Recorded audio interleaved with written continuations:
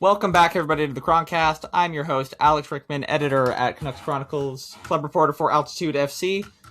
And speaking of that, before we get into the show, I do have something that I didn't tell my co-host, Kaja Antic from the Hockey News about, that I have. Okay.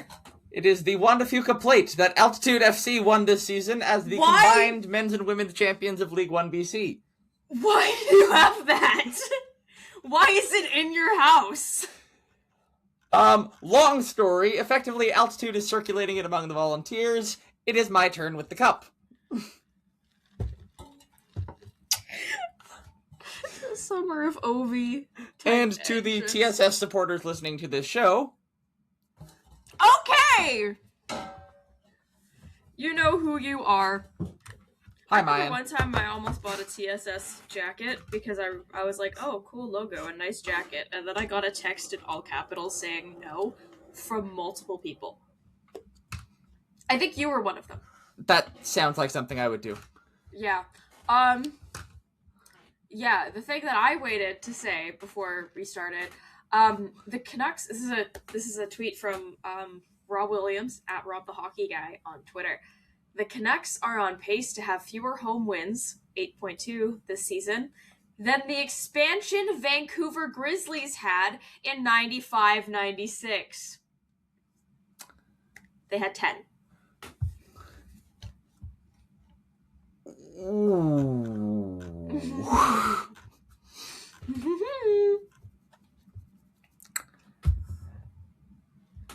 That's bad. Okay. Now, on that note, last week, since our last episode we've recorded, they managed to break the losing streak at only a scenic 11 games after beating the Washington Capitals.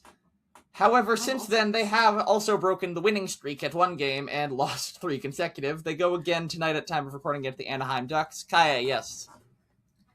They've only won the Pride game. I love the woke Canucks.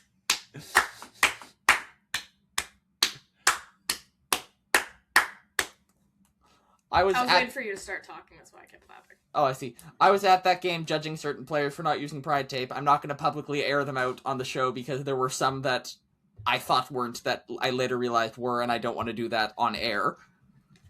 But just felt the need to mention the woke Vancouver Canucks game. Things have not looked good. There were a couple games, like the games against New Jersey and Pittsburgh in their recent 3-game losing streak, where they've looked solid doing it, at least from the bits I saw. I wasn't watching most of the game against Pittsburgh, despite the dominant performance from hometown kid Ben Kindle coming home. Seahawks game. Yale Hockey Academy alumni. Seahawks game was more important. But then there was that game against San Jose where it was just the first, Do you regret going? No. That sounded like I was lying, but I like going to the games. Yeah, I don't know. I don't know, man. You literally texted me. I walked dogs for about an hour, and within that hour, you had decided to go to a hockey game that you said you weren't going to go to. I should not be trusted with money. Yeah, I don't think you should be trusted with most things, bud. Thanks. It's out of concern for your well-being. Yeah, that one, that was a great first 90 seconds of the game up to Tom Wilander's goal. Mm-hmm. And then Macklin Celebrini happened and things went off the rails fast. Kevin Lankinen Adam Gaudette happened. Kevin Lankinen with 3 saves on the first 6 shots of the game. Mm-hmm. Does not face another shot, gets pulled for Nikita Tolopilo early on. Mm-hmm. Didn't seem like Kevin Lankinen was too thrilled to be coming off the ice, which I kind of get because I don't know that. Certainly the first 2 goals, I wouldn't say either were directly his fault. No, there were major defensive lapses. Yeah. Wide open. Yeah.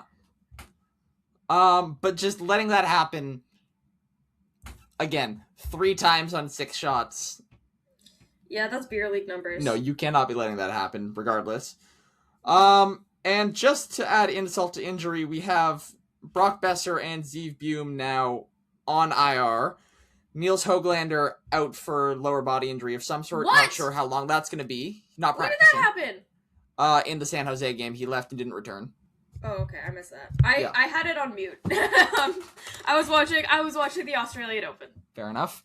And Jonathan Lekkerimäki and Don Vittorio Mancini called up as a result. It's so funny whenever he scores, whether it's for Abbotsford or Vancouver, but mainly for Abbotsford because that's where they've been sticking him. His full name shows up on like my score app because it's I don't know what program they use. It's mainly for football scores, like soccer football scores. Yeah. So it doesn't really know how hockey works. Because it doesn't say like the time of the goal. It says like the minute and then like the little dash, like it's a goal in soccer. But yeah, it says Vittorio Mancini every time, and I laugh a little bit. Yeah. And I liked what Lekkerimäki was doing in this game against San Jose. Like, I thought he looked pretty sharp. He was getting some chances. So, what have the Canucks done but dropped him to the fourth line for tonight's game against Anaheim? I'm going to go through the lineups for today's morning skate, and let's just see what we've got here. On the first line, you're going to love this. Oh, no. Evander Kane. Yep. Elias Pettersson. And Connor Garland. Oh, God. Second line. What Philip guys use? Never mind. You're going to edit that out. Philip Hedl on left wing. Oh, yeah, right. He's back. David Kampf. Okay. And Linus Karlsson. What? Those are three centers! I thought we didn't have center depth, man! Karlsson we've always used as a winger. I think his face-offs just aren't NHL level. But like... He's my favorite rookie, though. Third line, Drew O'Connor, Atu Ratu, and Jake DeBrusk. Okay. And on the fourth, Liam Ogren with Teddy Bluger and Jonathan Lekkerimäki. Okay, I hate that it's the fourth line, but it makes sense that they put him with Ogren. Yeah, like, I love parts of this. I love that Karlsson is sticking in the top six. I love that you have Ogren and Lekkerimäki together, like you said. The fact that we continue calling up these promising young players and only giving them opportunities on the fourth line when they have top six upside, like Lekkerimäki especially, Yeah. you're just asking to destroy their development. All you are doing is creating the next, like, Vasily Podkolzin situation where you see a guy not become the player you want him to be because you didn't give him that opportunity, get rid of him early and let him flourish somewhere else. Yeah, like, literally, we forget he's a top six player. He's on Draisaitl's line. Yeah. Like, no, he is a top six player. We didn't give him a chance to be that. We only gave it... When you play a guy on the fourth line with fourth line players in a fourth line role, you can't expect him to become more than a fourth liner. Yeah, exactly. Like, Teddy Bluger is not going to turn Jonathan Lekkerimäki into... What was the point I was going to make? I don't know, Kirill Kaprizov. That was the comparison that my brain went first for a guy that scores a lot, but Kirill Kaprizov is mid. I'm going to be honest. I don't know why he gets paid $17 million a year. But yeah, like... He's the most overpaid... Actually, no, that's probably Sagan. I'm not going to say who I think. You're going to say Elias Pettersson. You said it. I think Mitch Marner's contract is actually worse, but that's besides the point.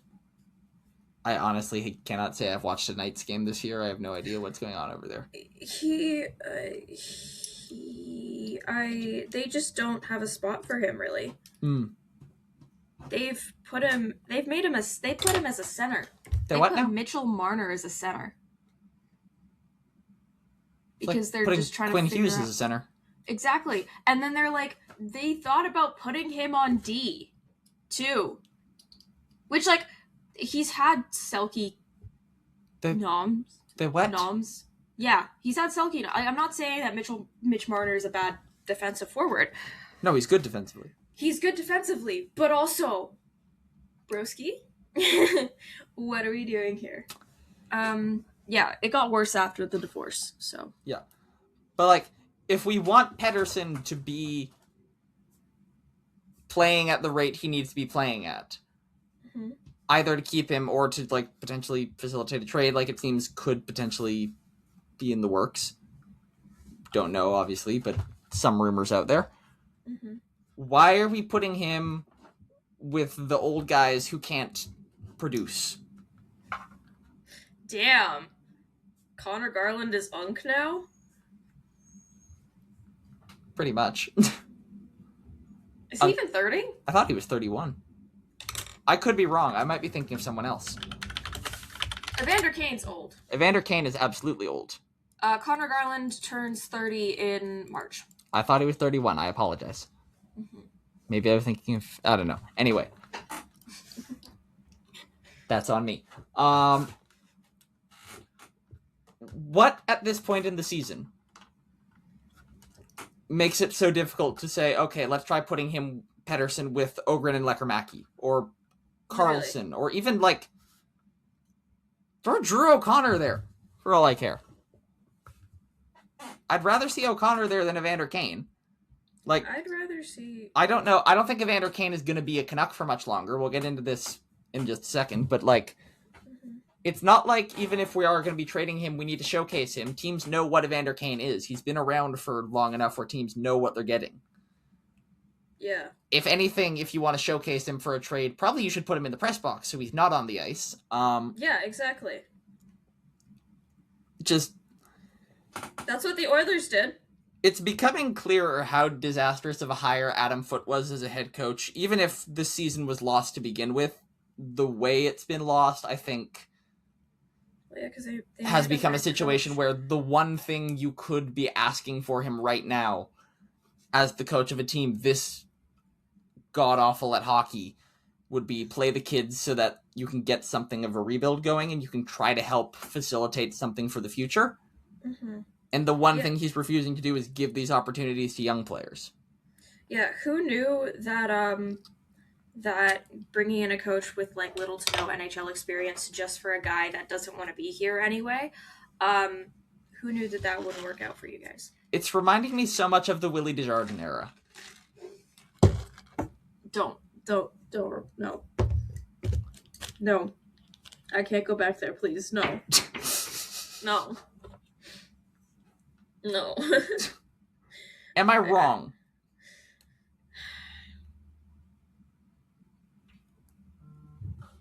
No. I think that's the worst part, you're not.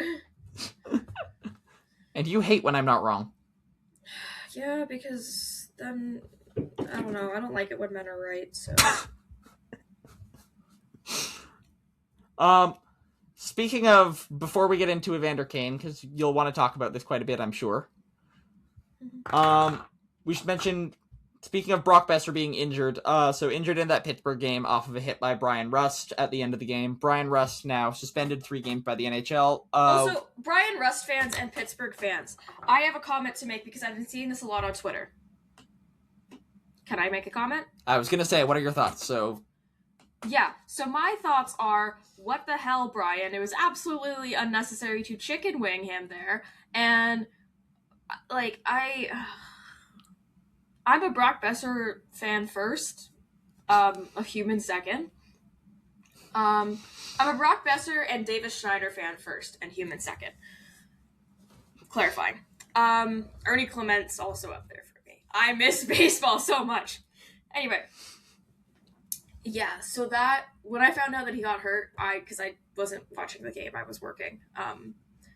Yeah, that hurt, and then I saw the hit, and then there was so many Penguins fans coming out of the woodwork and, like, defending Rust for the blatant dirty hit. Like, Rust even went and apologized on the ice, and people are still being like, oh, you shouldn't have done that. He's, like, he's completely fine. There's no reason you should get penalized, blah, blah, blah, blah, blah. I'm like, no. Of all organizations and all teams to defend head trauma, I never thought that the Pittsburgh Penguins fan base would be one of them. considering what your captain, your golden boy, the kid that saved your frickin' franchise in the Steel City, considering what he went through early in his career too, with all of the concussions, all of the targeting, you would think that that fan base would be a bit sympathetic towards guys who get targeted like that. Evidently not. So yeah, Brian Rust, he's out 3 games. I don't know. He seemed to apologize after the fact. Still don't think you should have done it, mate, but I'm glad he apologized because I don't think Tanner Jeannot did last year, so. I don't think so. Now, so my initial reaction when I first saw this was I thought it was clean. What I then realized, after saying to multiple people that I thought it was clean, was that I was looking at a bad angle and saw the wrong guy. I saw Ricard Raquel give him the knock from the back. Yeah. And thought, 3 games for that? Yeah. Then I just went back and watched again at the other angle where I can see, okay, that was the wrong guy, and I see Rust flying in with the elbow out, and I'm like, oh. Yeah, that'll do it. It was basically the same hit that Gabe Perreault put on Macklin Celebrini the other night. Yeah. Which is also that hit is a little funny, but that's other reasons why it's funny. But because Gabe Perreault is friends with Will Smith, who's friends with Macklin. Yeah. It was a little. I was just like, they talked about it on the Sharks broadcast. They're just like, oh yeah, are Will and Gabe gonna be able to be friends after this one? Yeah. I was like, damn. All right. So to anyone who I said that was a clean hit to, I rescind that statement because I was not looking close enough. I'm sorry. Again, I was watching the Seahawks game and kind of skipped past this live and then didn't check social media that much to see the video after. Oh, also, they should have played She Loves and Tolopilo. Yeah. That would have been great. I think that they really should have played She Loves in this game.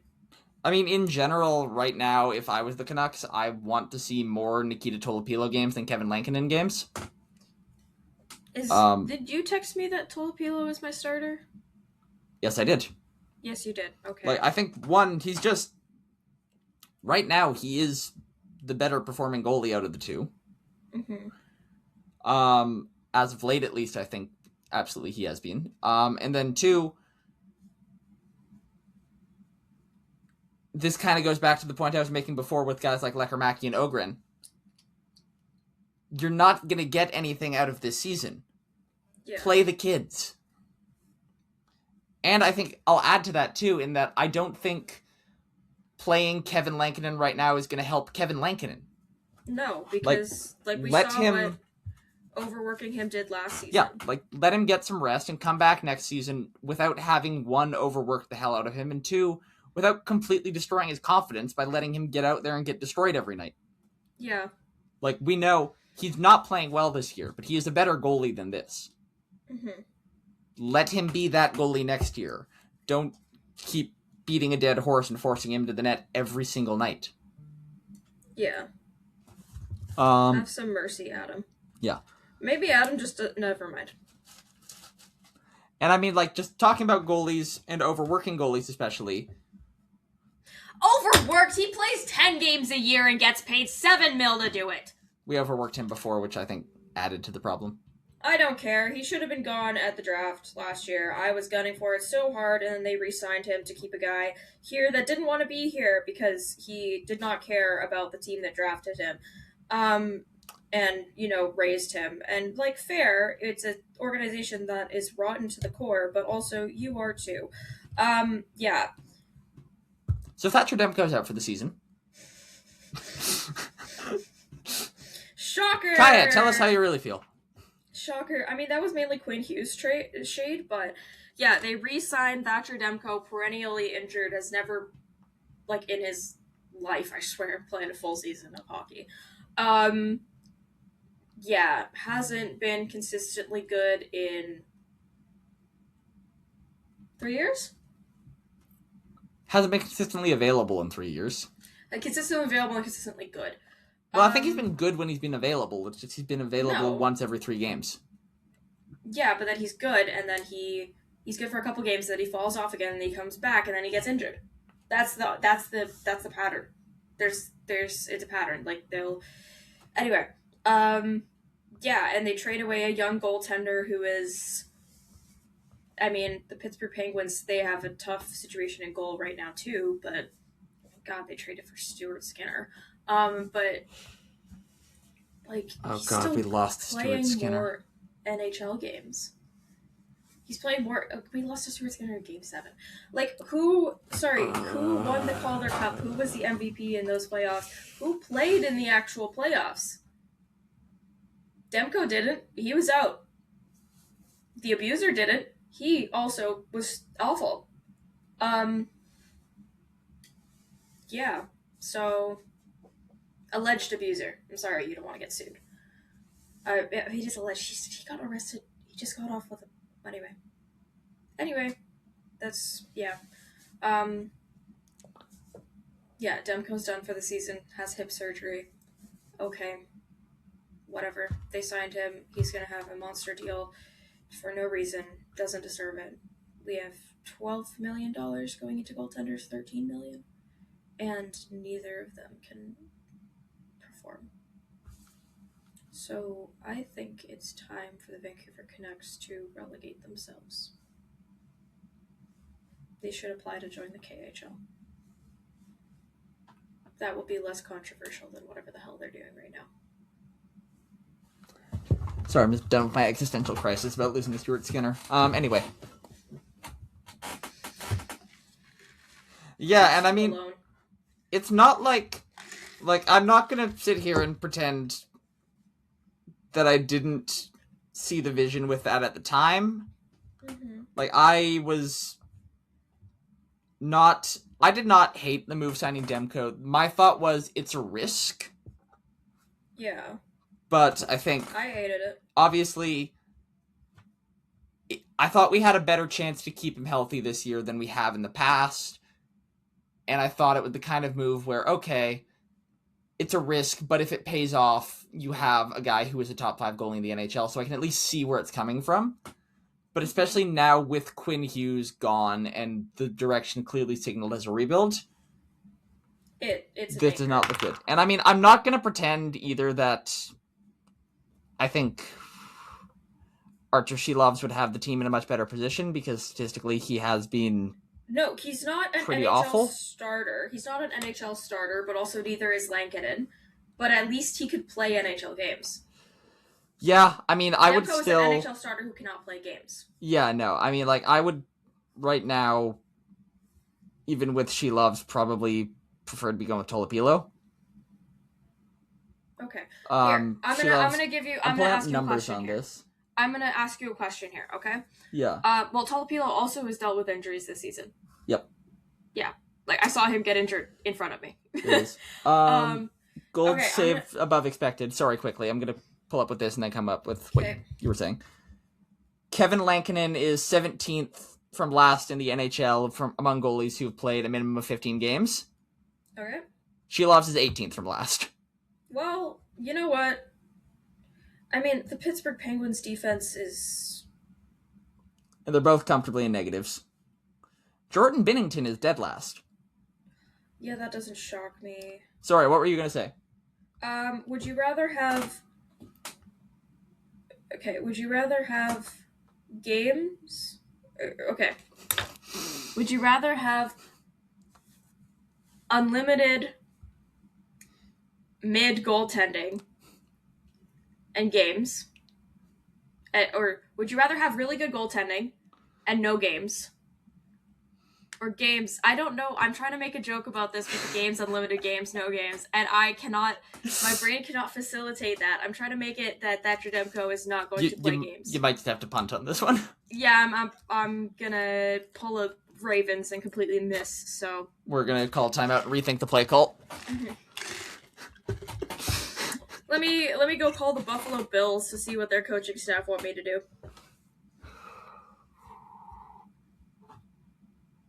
Is that too soon? You're not even a Bills fan! No, but I'm a Josh Allen fan, and I'm really pissed off at Bills ownership for how they handled this. Well... Brandon Bean should be working at a McDonald's. Take some solace. Not even managing a McDonald's. He should be like a janitor. Take some solace. Damn, that's rude to janitors, man. Take some solace in the fact that Jess Pegula lost in the semis last night. Yeah, it's not her fault. Her dad's a moron. Yeah, she was playing good this tournament too. Just freaking Rabakina. I'm going to talk about the Bills later. Okay. And I'm going to talk about tennis later. Demko, Bacon, games, injuries. Yep. Evander Kane.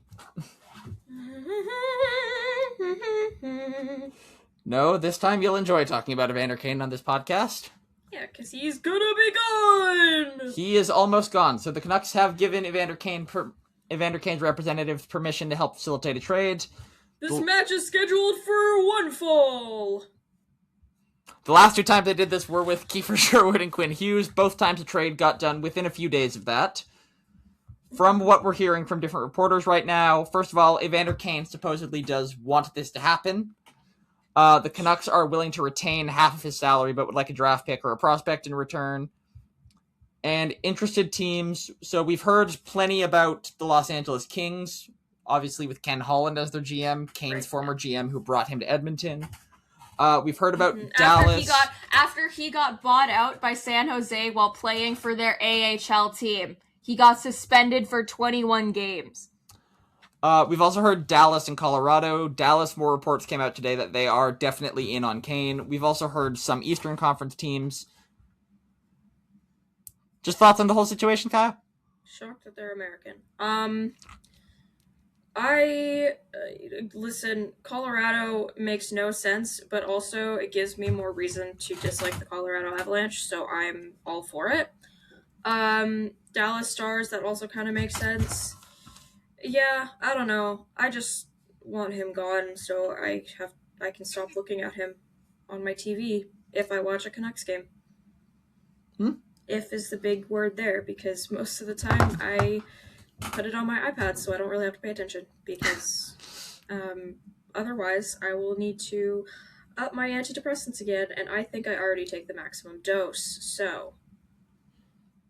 Yeah, I mean, with Kane, he brings a lot he brings a lot to the table. No, he doesn't! Mainly questions. Lots of those. Mainly about why he's at the table. I forgot where I was going. Trade him to LA, please. Ken Holland loves to overpay for his guys, and this is one of his guys. Yeah.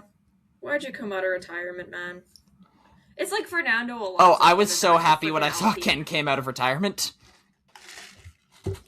Well, yeah, me too. He went to LA. Ken Holland brings me so much joy. Yeah, I mean, it's like Fernando Alonso coming back to Alpine. Like that's what it kind of was. Yeah. But not long. We're recording this on Thursday. It is noon right now, so we'll probably see him traded before I upload this episode, just because that's how this podcast works.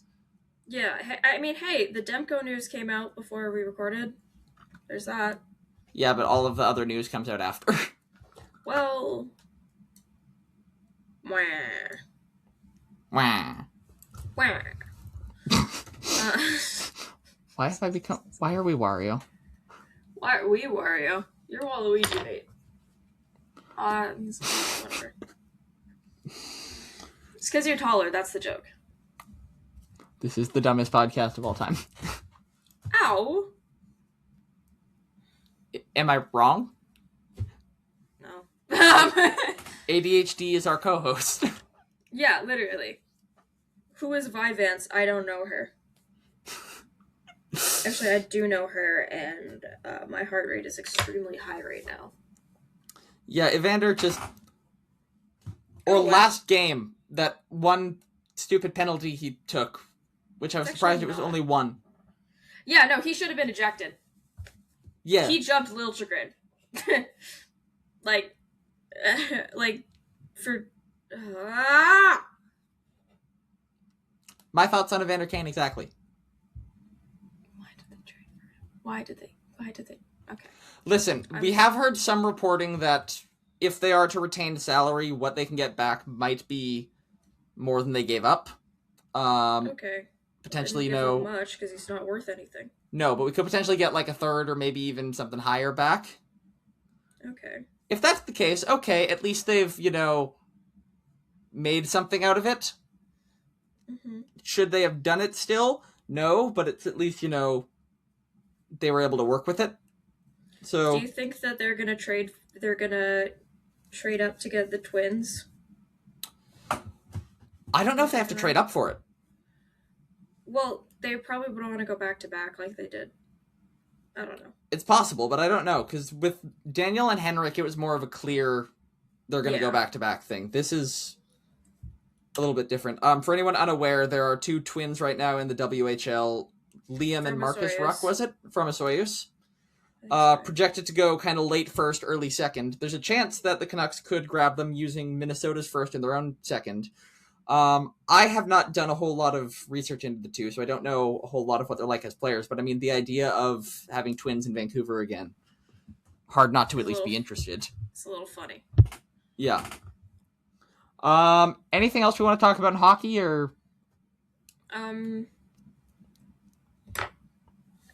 Emma Malte was packing her bags for the Olympics and then remembered that she has to wear team gear to the rink and she can't do outfits like she normally does for PWHL games, and she made a TikTok about it, and I thought that was funny. The Olympics start in a few days, too. Women's hockey starts at February 5th.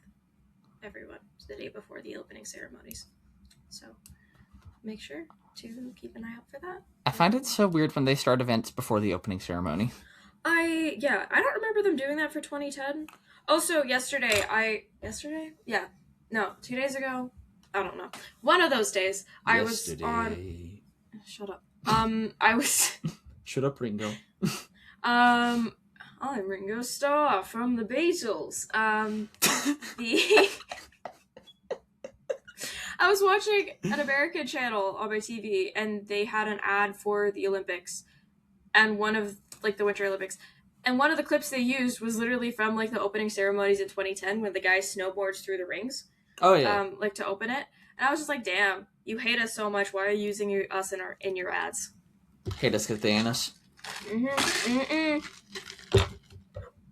I'm sorry, use a clip from 2002. Oh, wait, it wasn't that cool because it was run by Mormons.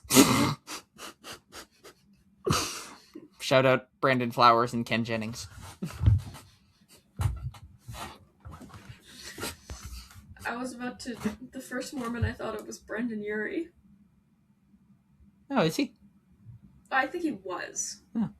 There's a lot in, the Nevada, Imagine Dragons, right? The Killers. The Killers, yeah. Yeah. I learned Ken Jennings was Mormon yesterday.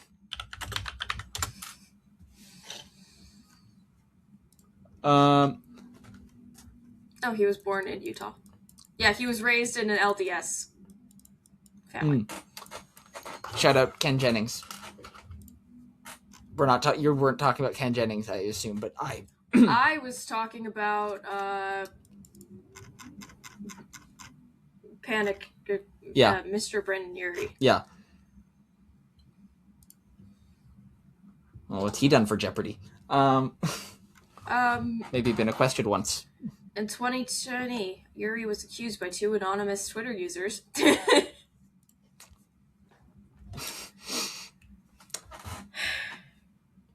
It was a pop-punk singer in the 2000s. Of course there's allegations, because no one in that sphere... It's like hockey. Billy Joe Armstrong? Yeah, there are rare bands that don't. Tom DeLonge. All he did was Aliens, I think.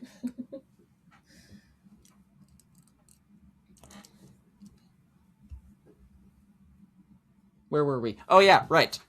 Football. Oh, yeah. Okay, you go. The Seattle Seahawks are going to the Super Bowl. Thank you to Pope Leo for making this happen. My sister made a joke about that yesterday. My sister made a joke about that yesterday, and I had no idea what she was talking about. I was like, what do you mean? The Pope's a Chicago guy. Yes, but God is a Seahawks fan. Seattle Seahawks, hell of a game to beat the Los Angeles Rams at Lumen Field and ensure this spot. Came down to the final play of the game when Puka Nacua, going for the sideline to get out of bounds, could not quite get there, taken down in bounds. I don't like him. He wishes he was JSN. He wishes.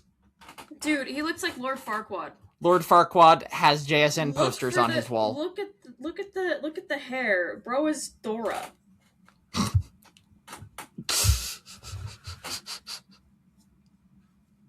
He looks stupid. The AFC Championship game also happened.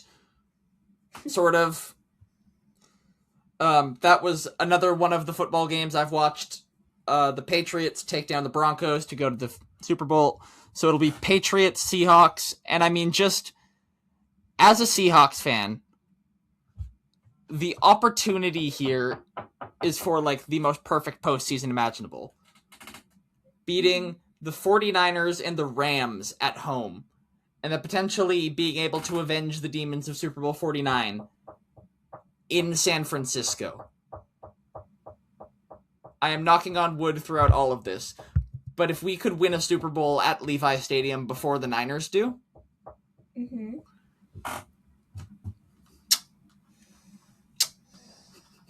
Okay, I have a joke that I saved, and I think I forgot to send this to you, but I'm going to say it about the Super Bowl.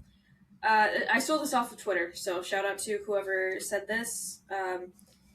It doesn't have a name, it's a message, but honestly, my biggest worry going into the game is that JSN cooks the Patriots D so bad, Stephon Diggs mistakes him for a chef and tries to strangle him. Allegedly. If you got a fantasy point for every allegation against Stephon Diggs or Tyreek Hill, or every time they have a kid, they would be the automatic first overall picks. Oh, dude, honestly. They had to pushed his court date back so he could play in the Super Bowl. Do you know how stupid that is? And they're trying to spin it like, oh, it's redemption or whatever. No, fuck that guy. Stephon, a great guy, actually, according to his own words. Diggs. I have another great guy he could meet. Maybe they'll both play in New England someday. Bruins, pick up the phone. But, I mean, this is just... At the start of the season, I wasn't sure what we were going to get out of the Seahawks this year. I wasn't sure how Sam Darnold was going to do. I wasn't sure of all this. If you told me at the start of the season that it was going to be a Seahawks-Patriots Super Bowl...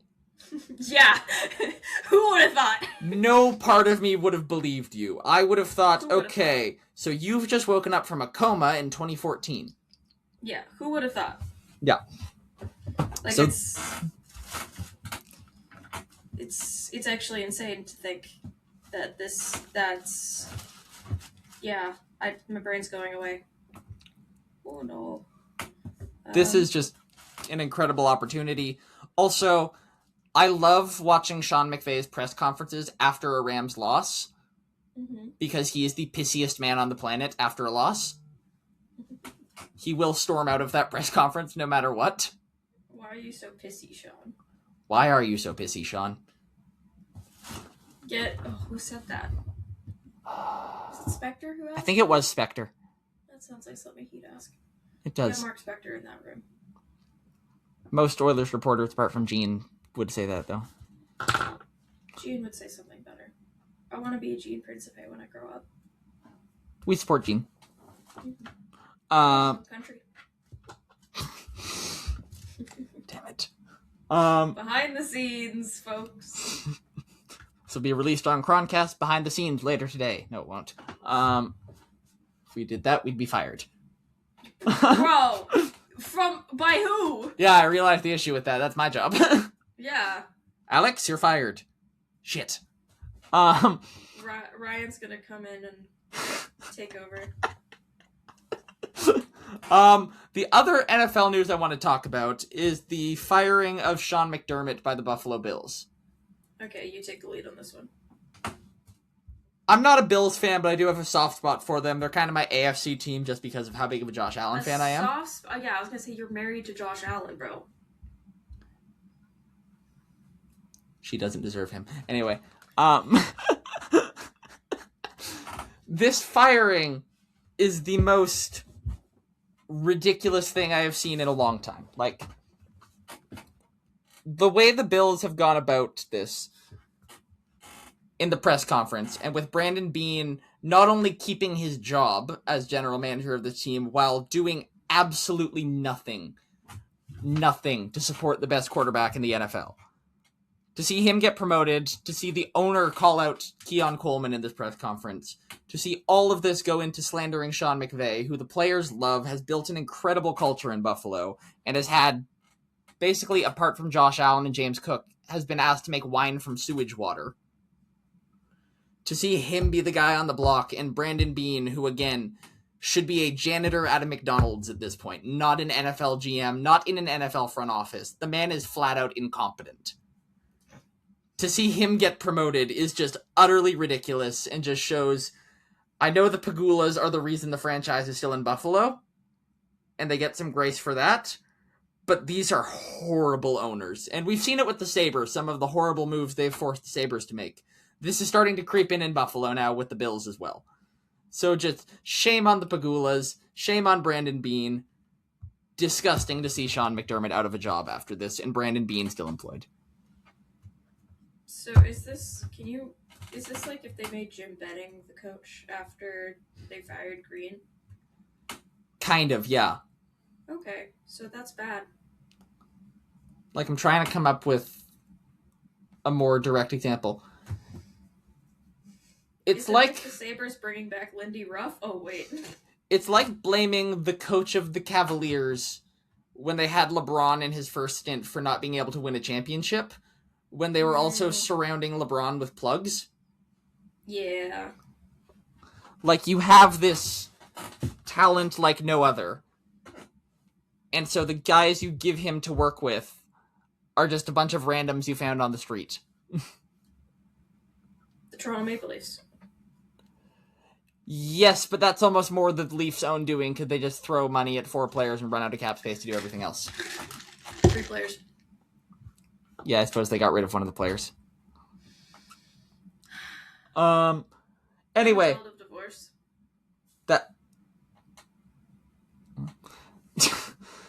That's... Well, you can't say I'm wrong. No, that's... Actually, yes. No, that's what that look was. It was the, well, no, you've got a point. I live here. At a different studio, if... Okay. Barcelona testing? Oh, yeah.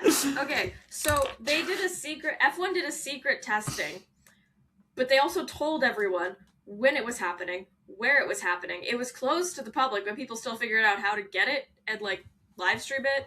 Like, it's... Yeah, because there's new regulations for 2026. I'm not going to bore everyone with going into detail about it, because not everyone is into F1. But... yeah, it's kind of been a mess. There are a few teams that didn't run on the first day. McLaren was one of them. I think Mercedes was the first one out there in the 2026 car. They're kind of the favorites right now when it comes to these new regs, because the Mercedes power unit is so powerful. Because Mercedes and the Red Bull power unit team, who power Red Bull, obviously, because they switched to Ford partnership, which made the cars and the kit so ugly. But that's, yeah. It's so ugly. The kit is so ugly, and I'm going to have to look at Max Verstappen wearing that all year. Why couldn't you just leave, Max? Come on. Just call Toto up. Anyway. Yeah, they went out there. Williams wasn't there. They didn't show up to the Barcelona testing. They did private tests in the UK. But yeah, they did not show up. And apparently their car is 20 to 30 kilograms overweight. They failed the crash test 3 times. Yeah, for a team that James Vowles kept saying, oh, we're focusing on 26. And then they get 2 podiums in 25, which insane to think about for Williams. And then now they're like back to square one. Is bad. I think they also hired the same guy who made the car. You've seen that photo of like Pierre Gasly, Esteban Ocon, and Jack Doohan all reacting to the Alpine car coming out because it was so bad. They hired the guy who made that car.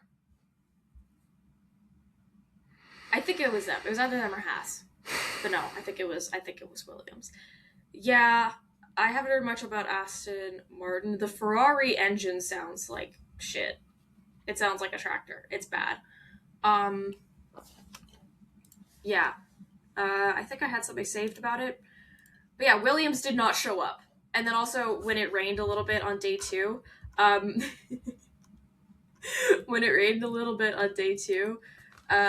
only drivers that went out there were Max and Charles. Because, yeah, of course it would be those 2. Yeah. I do have a thread to show you but we can save that for the last thing because it's kind of funny. Yeah. Secret but not secret. So testing isn't in Bahrain. They're doing 2 weeks of testing. I think that's still in a couple weeks to go, and those ones will be more readily available to watch and stuff. Yeah. Because now they just have like articles come out and they have videos, people talking about it. I haven't really been able to watch those because I've been keeping up with tennis. Can I talk about tennis now? Do you have any comments about F1? Go ahead. Okay. First of all, go Carlos Alcaraz. Please remember where you came from and defeat Zverev tonight. I do not like Zverev. Djokovic so many people are saying that he's satanic because he had a 4-day break because his quarterfinal round of 16 was a walkover, and then in the quarterfinals he's down 2 sets to love, and then the other guy gets an injury and has to retire. So Djokovic is losing badly. Like unk is unking. That's not a phrase. But yeah, then Lorenzo Musetti had to retire. And it was heartbreaking to see. He's had some issues with like keeping up in Grand Slam formats because it's best of 5, right? Musetti. But also Djokovic is ancient. But yeah, he's going to be playing Jannik Sinner tonight. So, Sinner Alcaraz final again. Who's shocked? And then also I need to mention Coco Gauff deserves grace. A lot of emotional regulation to go and smash a racket. She was trying to find it behind the scenes, but everything behind the scenes nowadays in tennis is like, it's like Big Brother. The cameras are always there. I loved Serena Williams's take. She's like, yeah, call me up, girl. I'll show you how to break it Serena style with one swing. So, and hey, she goes and breaks her racket behind the scenes where cameras typically aren't. Yeah. Like there's only no cameras in the locker rooms. Yeah. The gyms have it, the hallways, everything. Which I don't have my George Orwell collection on me right now. It's somewhere over there, I think. It used to be on my desk, but George Orwell. Say love you. George Orwell. Yeah, I was gonna make a Big Brother point. Anyway. But people just forget conveniently that Zverev did that on court between sets and no one remembers that. Yeah, he beat a racket for once instead of a woman. So, yeah. Why is it always a big deal? I mean, why is it always a big deal when a woman does it, especially a black woman, compared to a white man? And then, sorry, just quick clarification. So she tried to go into what would be like a private area to smash the racket. Yeah, so there was... Okay, so you know in BC Place... Yeah. How, like, under the seating, there's, like, all, like, the big hallways and stuff like that. Yeah. Yeah, so she was in that big hallway area, and she tried to go behind a ramp area that was kind of hidden with a wall, but there was still a camera that could see that part, and that's where she broke it. Because she was like, I didn't want to take that out on my team. Like, she mentioned that in the press conference after. To me, in a way, it kind of reminds me of when Mohammed bin Salman banned swearing on the radios in F1. Because, like, he didn't want that being broadcast. Like, you have to remember with athletes, these people are trying to do their jobs. Like, these people, they're people. Give them some privacy to just do their own thing every now and then. Sometimes, especially if you've just lost a frustrating match, you're gonna have some emotion that you're gonna have to take out some way. Give them a space to do that privately. It's like when you're banning swearing on the radio. The radio is not something they're doing for the TVs. It's something they're doing to communicate with their team effectively. Yeah.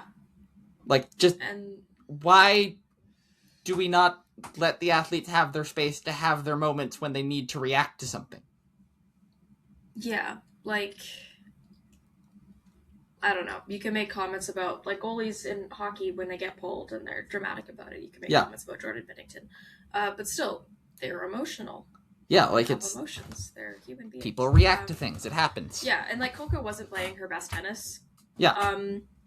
This tournament, to be real, especially in that match, she lost in straight sets to Svitolina, who also, like, people were saying it was a big upset for Coco to lose to Svitolina, but it's like, Svitolina's the 12th, like, seed. She's going up into the top 10 after the semis. And where's Coco ranked? It's not.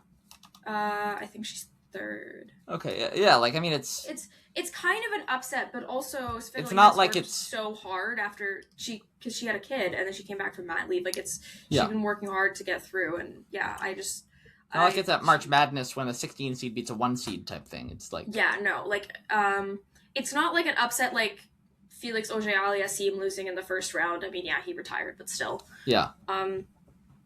It's not like that. It's not an upset like that. I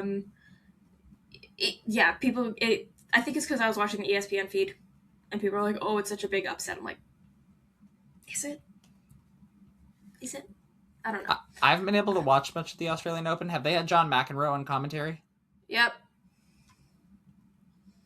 TSN. Speaking of people breaking rackets. Oh, yeah, exactly. The greatest racket breaker of all time. Yeah, Bublik. The second greatest racket breaker of all time. Yeah, the ESPN cast. So what TSN does, and I don't like this, but it's, I guess, what they have to do because of broadcasting rights or whatever. They just use the ESPN cast for most of the tournament. Yeah. Once it gets to the finals and stuff like that, especially if there's no Canadians, because then they don't really have any use. And also yesterday they had the, like, Gabrielle Dabrowski, she was in the semifinals in doubles at the Australian Open. She ended up losing in 3 sets, but to a Serbian, actually. She ended up losing in 3 sets, but still, they had it on TSN Plus rather than on one of the main channels, when 4 of those channels were showing SportsCenter. There's no hockey, there's no... Anyway, When TSN does that and has SportsCenter on multiple of their channels when there's actual live sports going on that could be broadcast, like, one time... I thought you were the Sports Network, bestie. One time they were doing this and there was some... I wanted to watch a rugby game, which is not a common thing, but there was, like, I think with New Zealand playing South Africa. And it was at, 1 a.m. These are not prime hours. Yeah, 4 a.m. for Toronto. Yeah. And they had SportsCenter just showing on every channel. I woke up one day. I fell asleep watching the AO, because the night session starts at, 12:30 a.m. our time. Yeah. And, I sleep sometimes. I fell asleep watching it, and I woke up to a La Liga match. Yep. Who the hell's watching? It was a weekday, too. Who the hell's watching that? During the day? Mayan. Yeah, I was gonna say. I was like... I was like, I said that, and I was like, oh, I remember there's that one time that we were both watching a football match in class. Yeah. Yeah.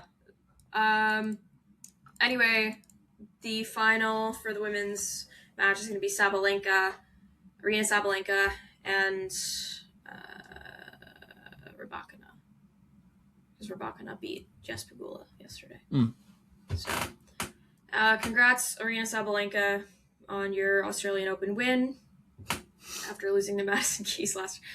She's just so good. Also, I got home later than expected last night because I had to get gas, and then the gas station, it was a long story. Anyway, I got home, and I'm like, okay, I'm gonna turn. It's also not easy to drive trying to eat a 6-piece chicken nugget meal. Yeah.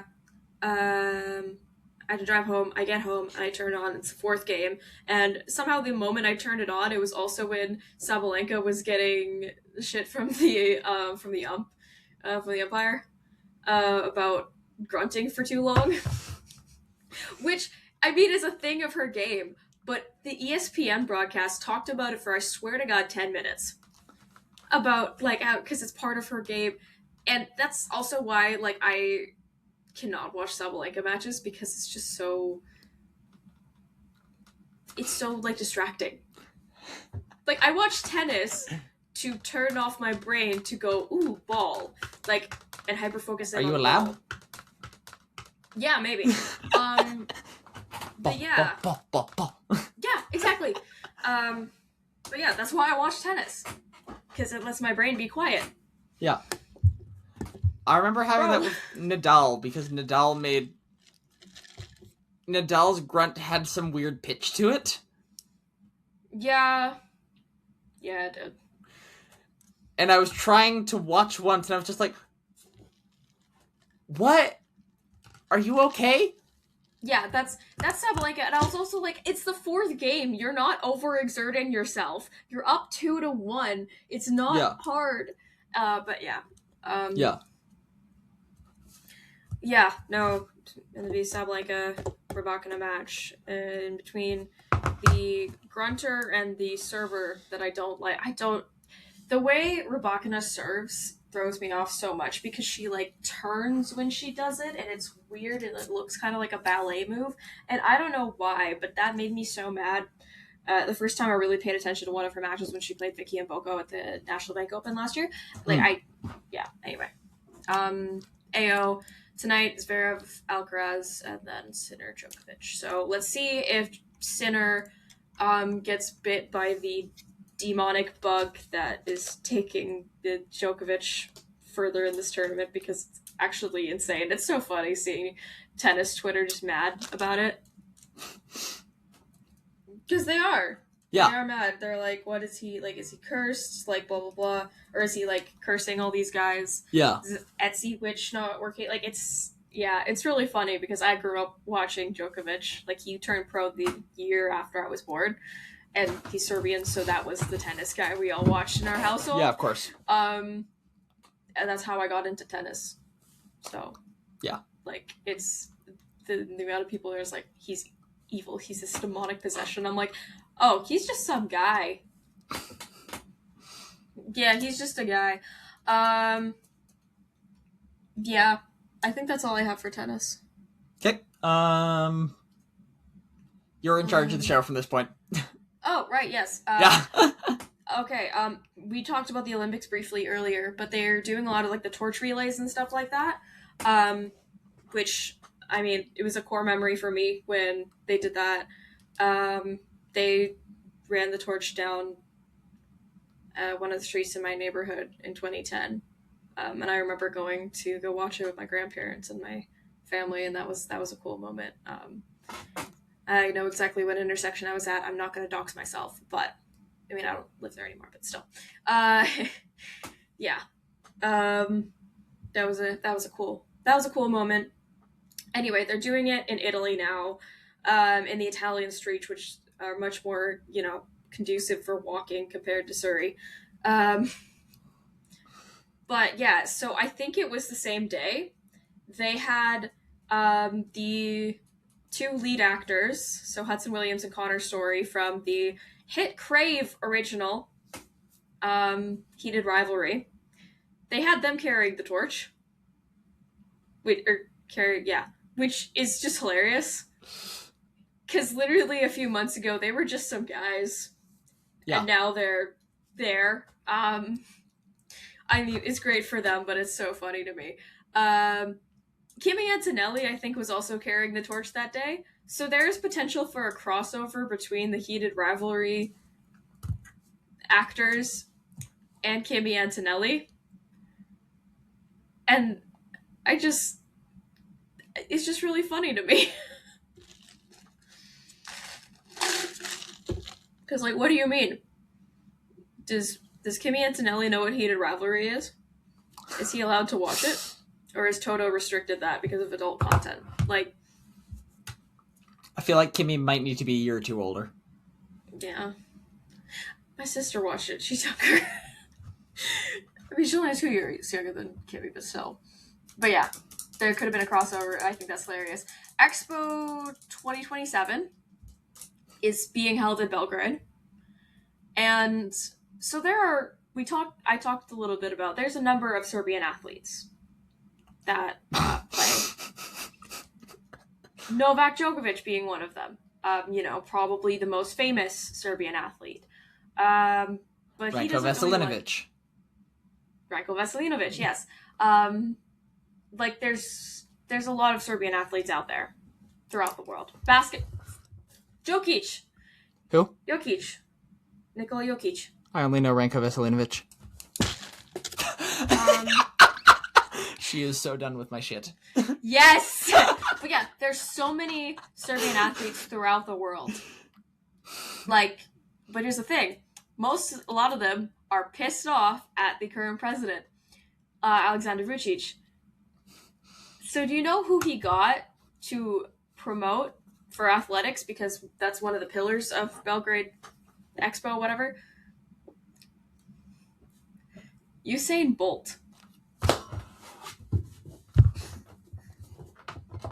He got Usain Bolt too.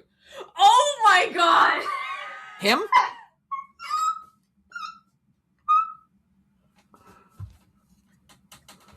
We did not plan this. We did not, because I had no idea what Kaya was going to do with this segment. Yeah, my dad told me this yesterday, and my first thought was, oh my god, I have to tell Alex. Because that just sits on my desk every day. Yep. Yeah, so instead of Djokovic, instead of Ranko Veselinovic, Jokic. Nope. Usain Bolt. Jamaica isn't confirmed to be at Expo 2027, by the way. Yeah. So that's that. We're international. It's they're not even close. They're not even close. It's also, what overlap does Jamaican society have with Serbian society? Apart from this podcast. Probably nothing.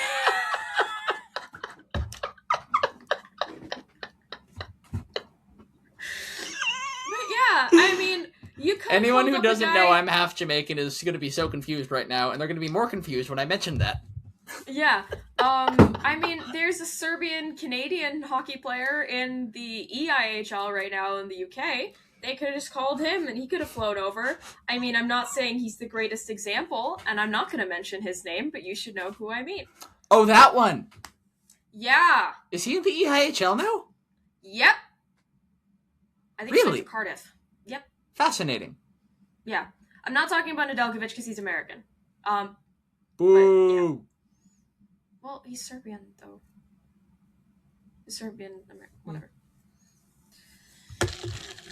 The homeland comes first. Anyway. I have Shade Harry Styles on here. Basically, he was asking 1K face value. Also, your tour idea for a residency tour is selfish and stupid. And you actually are just, you lucked out when you were 16 and have been riding this perfect persona for years. You do not treat people with kindness. You treat people with utmost hatred and disrespect. All you care about is their money. You do not care about human beings. I don't care that you're balding. Zayn and Louis have the right to call you out. I can't believe I ever defended you, Harry Styles. You are not Billy Joel. You are not Billy Joel, okay? And then I saw people saying, "Oh, well, he's the only one that could like, he should only be like compared when people are comparing like his concert tickets to another concert, like I don't know, Olivia Dean or something like that." They're like, "Oh, he shouldn't be compared to Taylor or Beyonce." Taylor's set list was longer than, I think both their set lists were longer than Harry's entire discography as a solo artist. And just checking quickly, you were saying it was 1,000 for the floor, right? Mm-hmm. Face value. Mm-hmm. So this past summer, I went to see Oasis. Yeah. That cost $400 for the reunion tour of the century.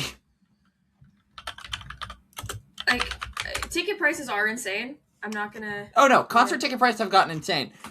But the fact that Oasis on a massive reunion tour that I heard multiple times described as the Eras Tour for boys cost less than half of one of... How many shows is Harry doing? Okay, so he's doing more than 50 shows across 7 cities. But he's doing 30 nights at MSG. Yeah. Yeah. So every seat available... One fan shared a screenshot that showing that every seat available to them was at MSG was one... This is all in USD. $1,179.40 before taxes. That's for a standard seat described as official platinum. No meet and greet, no VIP lounge, no special perks, just a chair to watch the show. British fan posted screenshots of London tickets, £700 for a ticket, so $966. Amsterdam fans, it was $416 to $990 USD. This isn't Ticketmaster's fault. Yeah. Their tickets for the event have been priced in advance by the tour from $50 to $1,000, whatever. It's dynamic pricing. Yeah, it's tickets. So yeah, even Oasis singer Liam Gallagher weighed in, posting how much. What did Liam say? He literally just tweeted how much in all capitals. Oh yeah. No, Liam. Oh my god. Again, like $1,000 for Harry Styles versus $400 for Oasis. Like Harry, you're not that guy. No, he's not. Like you're not that guy, pal. Live. I saw Harry Styles live in 2018. He was good. Don't get me wrong. His set was like an hour and a half. Yeah. I paid a bit more to see Pitbull and all that, but like that still was way more worth my money because it was Enrique Iglesias. Anyway. I have paid less to see. Yeah. I have paid less than that for every concert ticket of my life combined. Mm-hmm. Do you know who I have seen live with that? Paul McCartney, Elton John, The Weeknd, the Red Hot Chili Peppers, Noel Gallagher solo, and Oasis. And that's not counting opening acts. Yeah. So another person who shared a screenshot on Threads, the price of 2 tickets totaling $1,532.80. That's more than I make in a month. That's disgusting. Yeah. Yeah. Zayn Malik, who also is doing concerts again, which I'm so happy about. He said during a concert, hopefully the ticket prices weren't too high, just saying. Drag his ass, King, I love you. You actually could make good music. Harry Styles has one good album. And it was his first one. Yeah. Anyway, today I want to end off by showing you this thread that I had saved called F1 drivers if their heads were slightly bigger so their neck looks normal.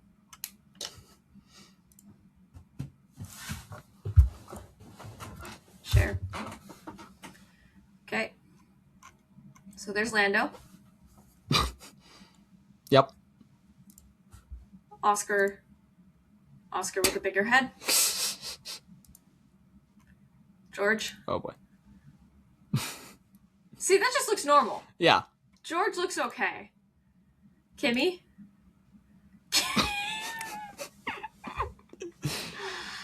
He looks like a Family Guy character. Charles. Oleg. Lewis. That. Okay. Max. I don't like that. Isaac. Do you see a difference? No. Oh. Alex Alwan. I don't like that one. That one's oh, congrats on Alex and Lily. What happened? They got engaged. Oh, good for them. Yeah, Carlos. Oh. Wow. I don't like that. That's freaky. That thing generates gravity. Ollie. He just looks even younger. He looks more like a kindergartner. Yeah. Kindergartner. Esty bestie. Oh lord. It just looks like it zoomed in. Yeah. Pierre Gasly. Pierre Gasly. Oh. Okay. Franco Colapinto. That's off-putting. Yep. His ear looks like it's stretched out. Liam Lawson. That looks the same. Yeah. Arvid Lindblad. Mostly the same. I don't know. Gabby. What? That's cursed. Yeah. Nico Hülkenberg. That also, he looks like the son from American Dad. Fernando Alonso? No. No. No. Lance Stroll.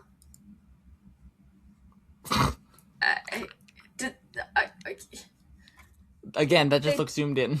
No, they took away his neck. He looks like the dude from 90 Day Fiancé. Sergio Checo Perez. What the hell? What the they did him dirty. That's not right. Wow. And then Valtteri Bottas. He looks like an American Girl doll. Anyway, thank you to Zhao at Omega LN4 for their thread. Do you know what Omega LN4 means, Alex? I can figure out what LN4 means. I don't know what the Omega has to do with it. Okay, that's a conversation for after we finish recording. Tolopilo is starting in net tonight for the Vancouver Canucks. Good. Niels Höglander is out day-to-day with a lower body injury, so rest in peace to him. That. Yeah. No, they've just said it's day-to-day now. Oh, okay. Which means... So he's dead? He is dead and buried. Oh, Rogers Arena ranks 29th in NHL Arena fan survey. Woo! Thank you to Helmut Marko for listening. Goodbye. We'll see you all next week. Like and subscribe.